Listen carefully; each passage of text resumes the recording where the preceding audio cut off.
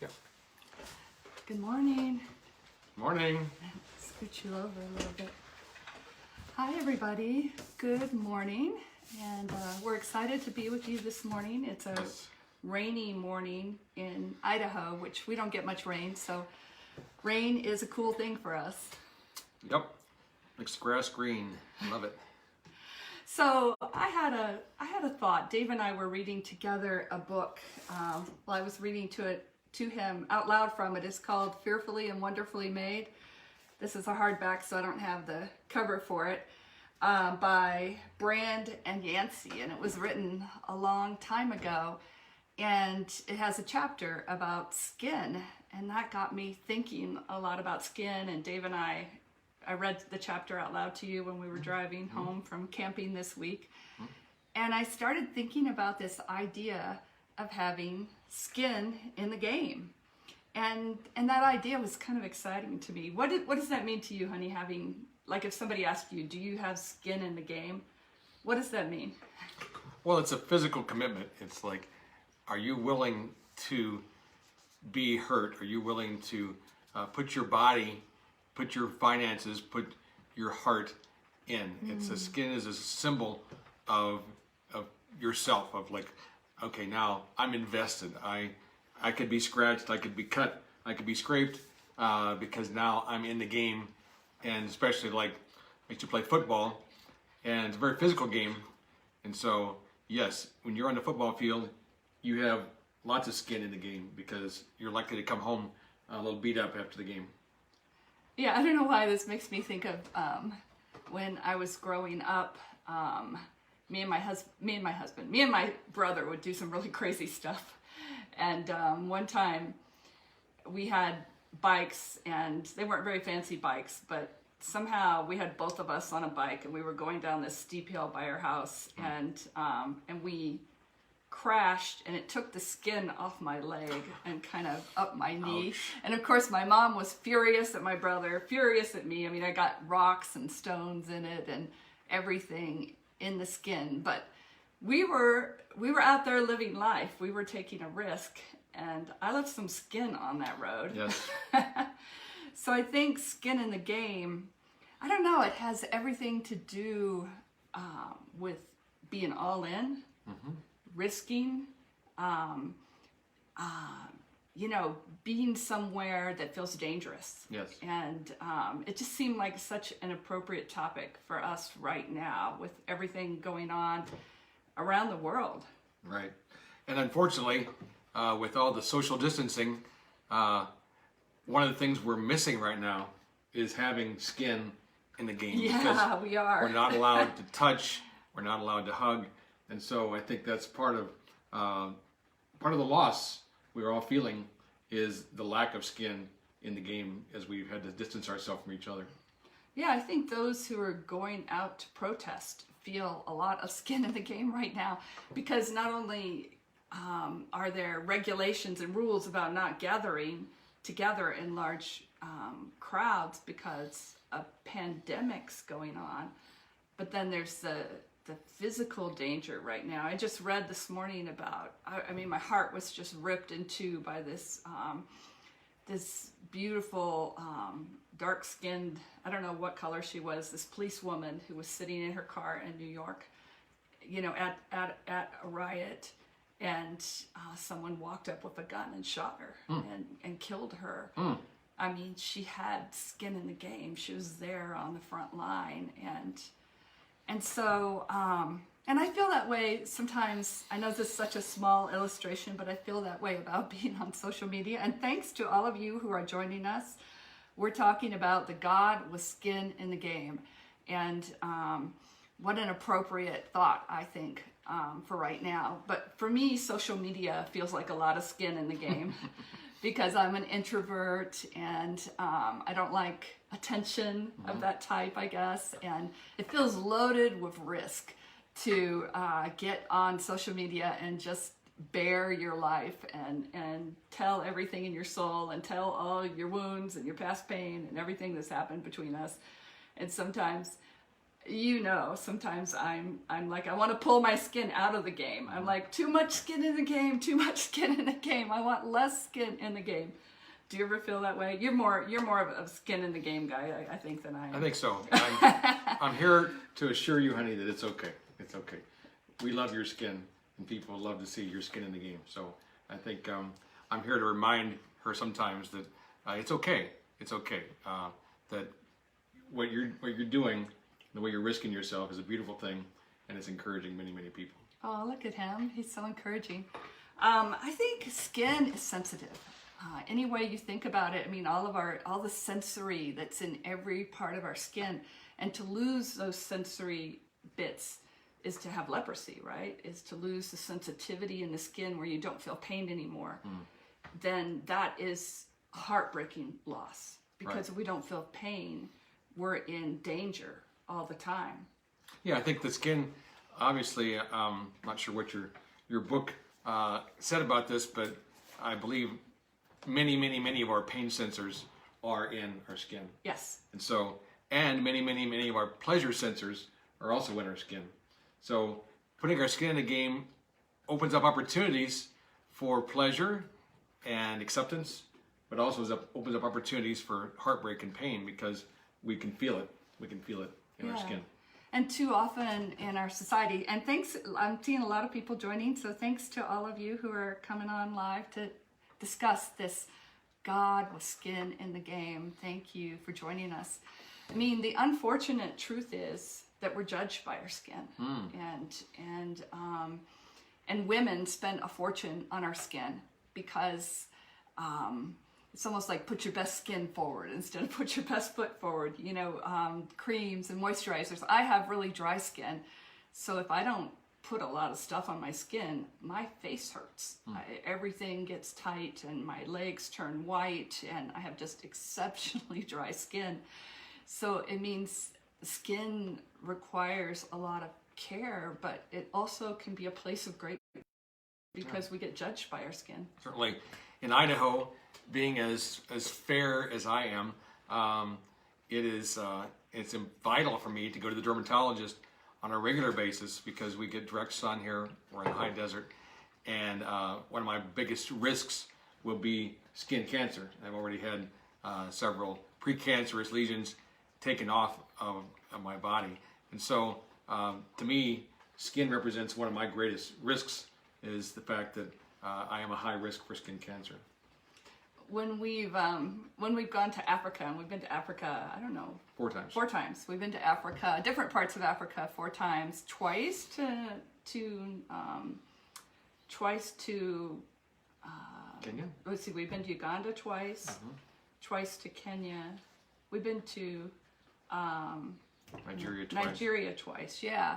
And so we can be kind of a novelty, especially in Uganda. What was the name they have for white folks? Mugunda? No. Guru? No. Somebody out there knows what's the name for white people in Uganda. Maguso? No. No, it's something with an M, right? Yeah. It's Anyways, obviously didn't prepare that, but when we were in, we had a friend who was Latin, and he used to call Dave Vaso la leche, a glass of milk. glass of milk, because he's so white, and so we all have feelings about our skin, and something like having a scar, getting a cut on your face, getting a deep gash on your face. When I had Graves' disease, my face swelled up, and I had these huge rings around my eyes, and I'd go places and people would be like, "What happened to you?" You know, the Chinese restaurant, he's like, "You don't look like Robin." You know, your face all wrong, your face all wrong. And having a wound, or having a hurt, or having something that people judge about our skin is super, super painful. You know, so I was thinking about God putting his skin in the game, and this idea that Jesus came as God, that God wanted to be in skin, you know, that he came as God wrapped in skin in a way. He was poured into a skin, you know, as a baby, and he took on skin. What was the risk involved in that? I mean, there's just a massive risk that God took to come and take on skin. Well, I think he was willing to take the risk because he wanted the empathy. He wanted to be able to understand what it was like to be human. He wanted to know what it was like to suffer and be judged and all the things that humans go through. He wanted to be a God. Jesus wanted to be that perfect high priest that understood. And for many of us, the fact that it says that there was nothing about him that was desirable makes you wonder a little bit about what Jesus really looked like, and if he had anything. Maybe he had pimples, or he had what it was about. He had mottled skin. His complexion, or what it was about his appearance that made him less than desirable. It made him not the best looking guy in the crowd. Something about that is comforting to most of us because we know that he understands that maybe looking in the mirror wasn't the highlight of his day. Maybe that he understood that. If they had mirrors back then. Yeah, that's true. I don't know. Look at they had something. Look at the reflection in the lake, in the Sea of Galilee. They had mirrors. I'm sure they did. That probably went back into antiquity. Yeah. But regardless, there was a risk, or maybe even a temptation, for him to be insecure or uncomfortable in his skin. Yeah. And so he can relate to us. It says in every way, and I think that's probably one of the ways, given what little we know about his appearance, but that it says that there was nothing about him that would make us desire him, that think it's physically desire him, makes us think that Jesus needed to do that to really understand and be our perfect high priest.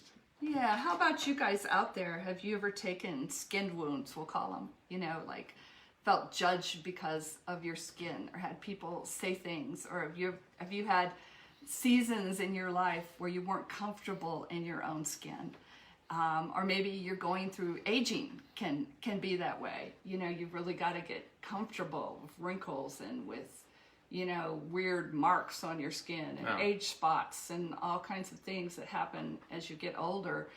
Our skin changes. That's what I've always said about photographs is they look too much like me. That's the risk of being in pictures, is they might end up being accurate assessments, but somehow through the years, I've gotten to where I can laugh at that. I can say, you know what, that's who I am, and it's amazing that when you have relationships and people accept you for who you are, it really helps you to be in your skin and realize, okay, it's not keeping people from loving me, and therefore I can be comfortable looking the way I look. Yeah. I love the way you look, by the way. Oh, thank you. Thank you. But we've been talking to some folks from India, and in India, your skin color, like in many countries, there's a lot of judgment based on skin color. Like, from one part of the country have lighter skin, one part of the country have darker skin, and we've made value in colors of skin, and a lot of what is happening right now is a protest to that there shouldn't be value placed on colors of skin. Yeah, somebody put down 1 Samuel 16:7. Is that where God looks on the outward appearance and man looks on the heart? Is that what that is, David? Just the opposite of that. Man looks at the outward appearance and God looks at the heart. Is that the scripture you're referring to, David? I think so. So here's God. And he wants to reach us, and he wants to love us. And so he takes his son and pours him into skin. And that was the ultimate risk of all risk, because skin can be beaten, skin can be torn, skin can feel pain, skin can be hot, skin can be cold, all those things that you think Jesus wasn't in heaven. He came into skin, and that made him vulnerable. That's one of the most difficult things to watch about the Passion, the movie. I bought the movie thinking, I'm going to watch this again.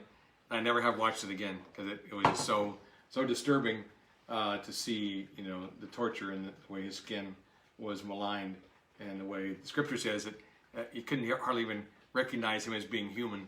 That's how much his skin was disfigured during the Passion. And so I think ultimately Jesus experienced a lot of pain in his skin. But to those who knew him him being in skin was everything. And I think of 1 John chapter 1 in the Passion Translation, which all of you know that the Passion Translation is kind of my jam lately. But anyways, it says, we saw him with our very own eyes. We gazed upon him and heard him speak. Our hands actually touched him, the one who was from the beginning, the living expression of God. The life giver was made visible, and we have seen him. We testify to this truth.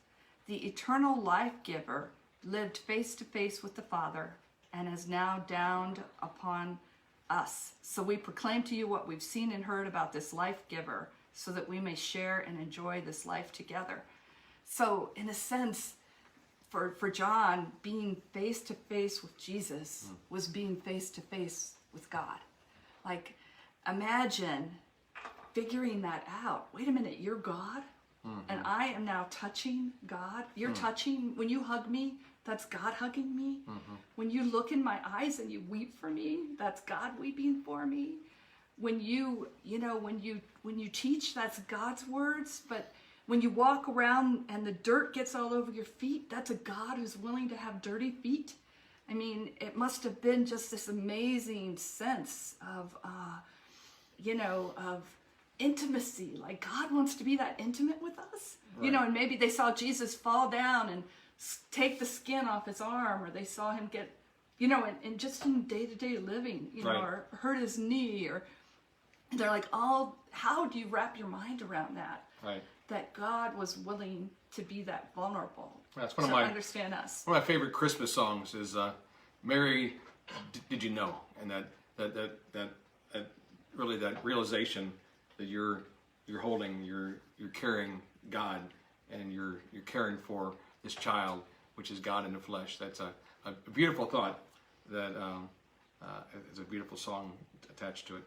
Let's see, we have a couple of comments here. Lisa says she has a skin condition, psoriasis and eczema, which makes me very self-conscious about wearing certain types of clothing when my skin is having a flare-up. Well, I relate. I used to get psoriasis really bad on my hands. I relate to you, Lisa. And I can relate this to my walk with God. Sometimes feeling like I'm being judged when I struggle. Does that make sense?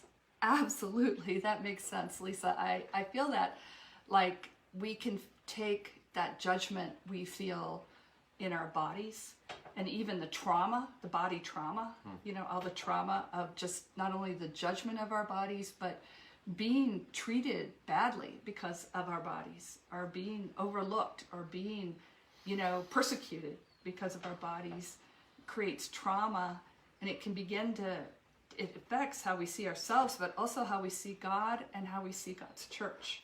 It's interesting, though, that in many of Jesus' healing incidents, his touch, the touch of skin, was so powerful. Yes. So inasmuch as there is a great risk and great pain involved, it seemed like Jesus knew that people needed to be touched. That's one of the things we visited in Molokai, the Hawaiian island where they had the leper colony. And one of the great stories of this is this Father Damien, who was assigned to this place. It's a great movie about Father Damien if you get a chance to watch it. But at some point he realized these people needed to be touched. These people needed to be touched. And he risked his life, and he lost his life because he ended up getting leprosy himself. But he saw the need so clearly that people needed to be touched. And that touching was somehow communicating the love of God, the presence of God. And I think that was a reflection of his heart, which was also the heart of Jesus. Yeah, being touched is amazingly healing, isn't it? I saw Jesus when we went to Travis's funeral last weekend, Saturday. Everybody's a little self-conscious. You're at a funeral, the first one I've experienced, and actually there were only supposed to be 50 people there, but there was a crowd, and few had on masks, very few people did. We were outside, but everybody was, they had the tables marked to keep distance, and of course, some of the people that lost, of course, we need to run and hug them, and love them. But after the funeral, I got to share about Travis, and I just started weeping and shaking, you know, thinking about how much I loved him. And afterwards, my friend Jerome, who's a black man who I love very much, Jerome came running over to me, and he just grabbed me in this big bear hug, and he held me. And I felt Jesus in that moment. You know, I felt like this flow of comfort from him to me, that my brother, you know, my brother saw me across the room, and he heard my pain, and whatever's going on, he knew I needed him, and he just came over and wrapped me in those strong arms of his and just held me for a minute, and I felt like the comfort of Christ flowing into me. It's something we look forward to, hopefully, soon. I don't know what the regulations are like in your part of the world. In Idaho, things have settled down a bit, where little by little the touching is resuming, and so we'll see where it goes. But that's something we can look forward to as the pandemic settles down, is to be able to, maybe having had a period of time without the touch, maybe now when we are allowed to touch again, we can appreciate it more, and we can enjoy it more, and we can realize how it's a God-given gift of this gift of touching. Yeah, I think my first couple of experiences of touching someone outside our family were just euphoric. But here's the bigger thing we really wanted to talk about today. And thanks to those of you who are commenting. If you're just coming on, we're talking about the God who's got skin in the game. He poured himself into skin. Christ became skin, which meant he could be torn, he could be punctured, he could be wounded, he could be traumatized, he could be judged. Yeah, I looked at Wikipedia, and it said that Jesus had deep olive skin. I'm not sure how they know that, but you know, he could be judged. He could be looked at and said, "Who is this ordinary looking? You know, he's ugly. He's not even pretty. You know, why did God put himself in that kind of body?" And how God put his whole skin in the game. But here's the thing: God still has his skin in the game. And Jesus didn't disappear after he ascended to heaven. He walks around in our skin. He walks around in our skin. How does that make you guys feel? I'm looking at Nicoletta but he was wounded for our transgression. He was crushed for our wickedness, our sin, our injustice, our wrongdoing. The punishment for our well-being fell on him, and by his stripes we are healed. So he was wounded. He was crushed. He was, like you said, his back was ripped up. He took all that. But what does that say to us as people? I like the fact that it says his stripes we are healed, and that's has a direct reference to his skin. His skin, yeah. Through his skin. What is a stripe? Stripe would be from the beating, from the whipping. It leaves marks, stripes on your, you know, when you're hit with a cat of nine tails, it would leave a mark, a stripe on your back. Yeah. Yeah, and so he walks around in our skin. What does that mean for you guys out there, that Jesus walks around in our skin? And how does that speak to what we're going through right now in the rioting and in the, in all the upheaval going on right now in the middle of a pandemic, that Jesus walks around in our skin? And I found this quote. It says, "God takes on flesh so that every home becomes a church, every child becomes the Christ child, and all food and drink becomes a sacrament. God's many faces are now everywhere, in flesh, tempered and turned down, so that our human eyes can see him. God in his many-faced face has become accessible and visible as the nearest water tap." That is the why of the incarnation. I'll put that up so you guys can, I'll put that up afterwards, so you guys can read that and think about it. But to me, that says God has every skin tone. Mm-hmm. He has many faces, right? He has every skin tone. He has every wound of ours. He's got every scar. He was tempered, which I think to temper something is like isn't it like when you temper gold, you put it in the fire and you test it. He was tested. Makes things stronger. It makes steel stronger when it's been put into the fire multiple times. It is a strengthening process. God came to earth and allowed himself, is that what you're saying? He allowed himself to be put into the fire? Sure. He was strengthened through the testing. I think that one of the things that being in Jesus' skin, obviously, when we're allowed to touch, it reminds us of how important that is and how sacred that is. However, our neighbor right now is still very somebody we hug a lot usually, but right now we don't, and she's very sensitive about that. And so to me now that means I need to be more present and more emotionally present than ever. If I can't communicate warmth through a touch, I need to communicate it with good eye contact, with emotional presence, with listening, mirroring back what she's saying, and being totally present in conversations. And I think that's one way we can compensate for the lack of physical touch right now, is being uber present, uber attentive, uber listening, and repeating back to people what we're hearing. I think emotional presence will have to be a substitute for the moment of the physical touch. I know you've been doing the air hugs, where you air hug people and you're like, oh man, I'm hugging you, because we want people to feel that our skin is in the game. Mm-hmm. Someone asked, the quote was actually from an article by Andy Otto, and it's on a website that's about Ignatian spirituality, which is really, I was intrigued just looking in the website. There's some really good stuff here, but I guess this comes from something called the Holy Longing. So for those of you who are just joining us, we're talking about the God with skin in the game. So I want to read the quote again because it's so beautiful. God takes on flesh so that every home becomes a church. Every child becomes a Christ child. God's many faces are now everywhere, in flesh, tempered and turned down, so that our human eyes can see him. God in his many-faced face has become as accessible and visible as the nearest water tap. That is the why of the incarnation. And I think maybe that speaks to, Dave, why we need churches to be every race. Is if a church is just one race, it's like one-faced almost. I don't know, what do you think? It's like we need the diversity of God's faces reflected in the church in the best way we can, that reflects our community and where we live.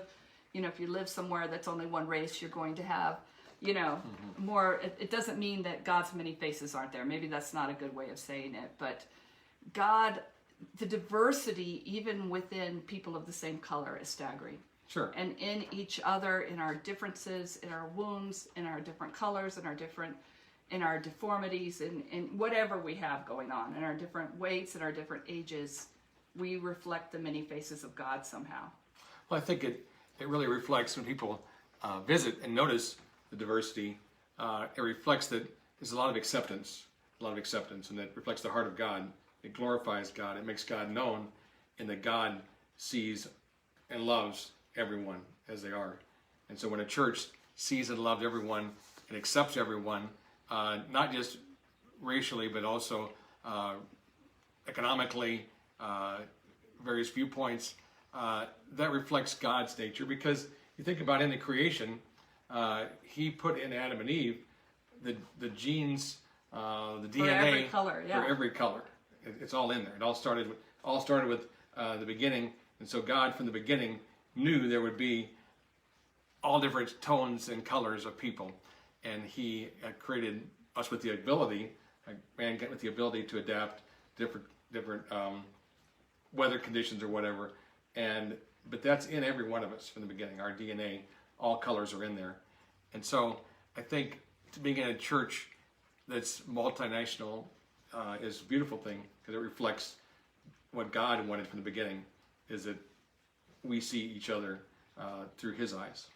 Yeah, I love that. David mentioned the gratefulness of the water tap. Do we take it for granted? Do we take Christ made flesh for granted? Yeah, I say too often, yes, I take it for granted. And but I love that idea, right? That it says that we become like a water tap, like we're the nearest spring. where someone can drink from. And I know last night we go walking on the hill every night, by our house. And yesterday I felt cruddy all day. I mean, I just did not feel well. Everything was an effort. I was just heavy in my body. I had a sick stomach. I had a headache, but I went ahead and took the walk, and I came down and I'm like, I can't wait to get in the house, and there was my neighbor standing there, and I knew, she kind of yelled, and it was a God moment, because, she needed a drink, I think. And I needed to drink more than I knew I needed to drink. Like, we both needed a drink. But that idea that we're water taps that people can drink from and kind of have the spring of Jesus come into them, because in our skin, we're now his skin. I don't know. It's just an amazing thought to me. It's so deep. Well, it's interesting. The last time we did 2 weeks ago, we did on the Facebook Live, and we showed you our collection of golf balls. Might have to do that again. But we've gotten to make this into a habit, or a kind of a hobby during the pandemic, to walk the golf course and collect golf balls. Well, I'm the one that goes in the bushes, and I have more skin in the game. You have a lot more skin in the game than I do. Because some of the places we get golf balls are places where there are thistles and thorns and things that leave behind pricklies and scratches. And so to have this collection, which is a wonderful collection, it's a lot of fun, but it does require to have skin in the game, to go into those tree branches and those places where potentially there are poisonous plants, to retrieve the balls.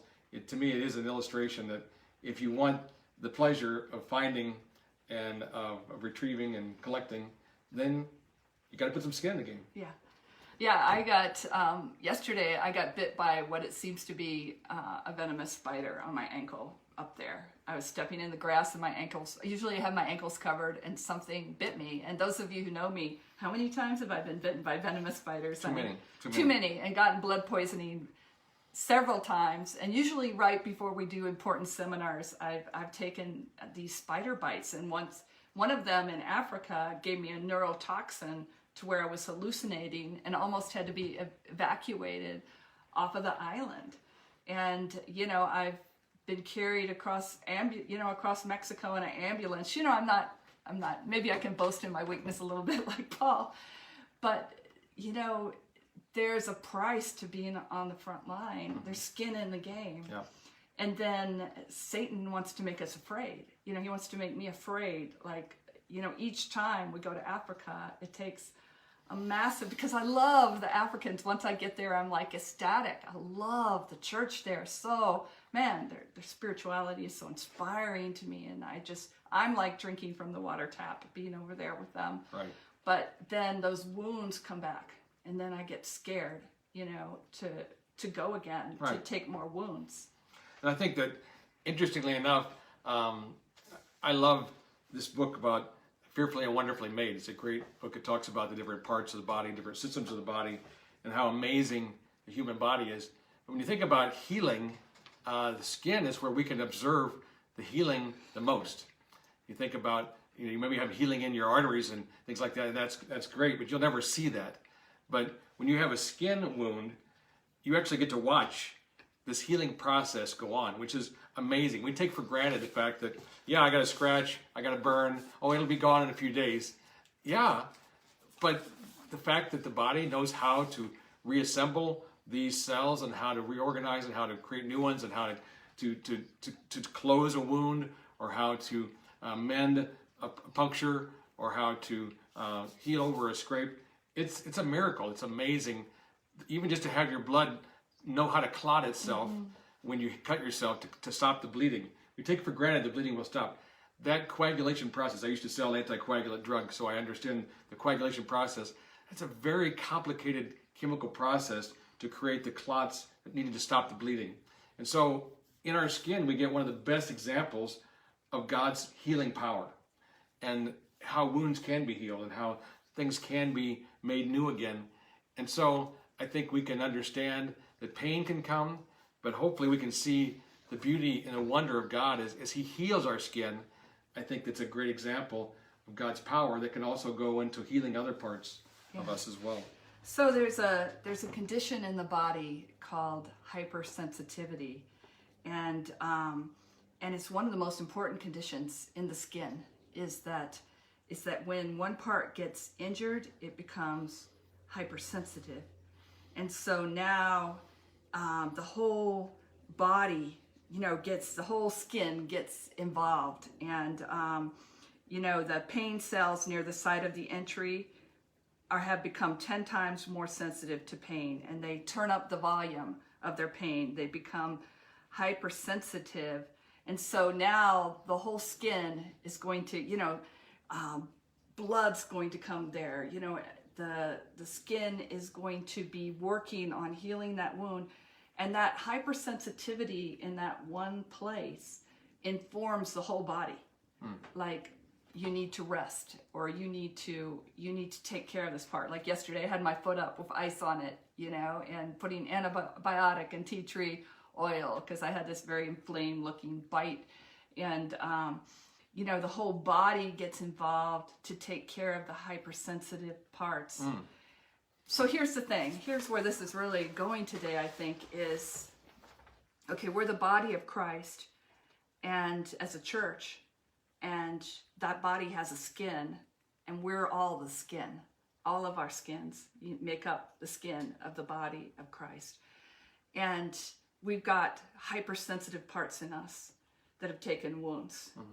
And so do we flood all our resources there? Do we flood attention there? Do we learn from the hypersensitive parts the way that the body does? And I don't know, that's like having skin in the game. Skin in the game means we have to care about the hypersensitive parts. Right, and I think right now with all the racial tension going on, I think there's a temptation to say, well, it doesn't matter, it's all just it's just going to blow over, and it's out of proportion, and certainly some of the reactions are. But I think it's a time to appreciate and be especially sensitive to those who may be suffering, parts of the body may be feeling threatened, that may be feeling trauma. And actually, we're going to talk about trauma this afternoon at 1 p.m. Mountain Time, 3 p.m. Eastern Time. We've got a Pure Pandemic Part 4 is on understanding trauma, breaking the chains of fear and anxiety. And so we want to invite you to a seminar on trauma, a webinar on trauma that'll happen this afternoon. We're going to go deeper into some of the things going on in our world right now and how trauma may be impacting us and how God has a plan to help us to overcome fear and anxiety. Yeah, for those of you who are just joining us, we've been talking about the God with skin in the game. He's willing to come and take on flesh and skin, and in that was vulnerability, and in that was comfort, and in that was pain, and in that was healing, and in that was fear, and in that was touch, and how when Christ ascended, we became the skin. We became the water tap that the living springs flow through, and how we need to care about the hypersensitive parts. So as we're ending, it just makes me think of 1 Corinthians 12, that it says that God has mingled the body parts together, giving greater honor to the lesser members who lacked it, so that every member would look after the others with mutual concern. If one suffers, everyone suffers. So I think what I'm taking out of this is that a lot of times I feel like the hypersensitive part, and you can testify to that. But the parts that are hypersensitive right now need special attention and special love, because we are the skin of Christ. Amen. Amen. So if you want to register for this afternoon's webinar, you go on Robin's webpage. She's got a link to it. My Facebook page, we've got a link to it. And we really hope you'll join us. And it's really been fun to talk about and understand God's creation and how God's creation and the parts of the body can teach us so much about Him, His nature, but can also help us to help each other and to be for each other what we need to be. I guess let's all look for ways we can have skin in the game then. And that's what I'm going to be thinking about. Thank you guys for joining us, and thanks to those who have commented. It's been wonderful to be with you this morning. Do you want to?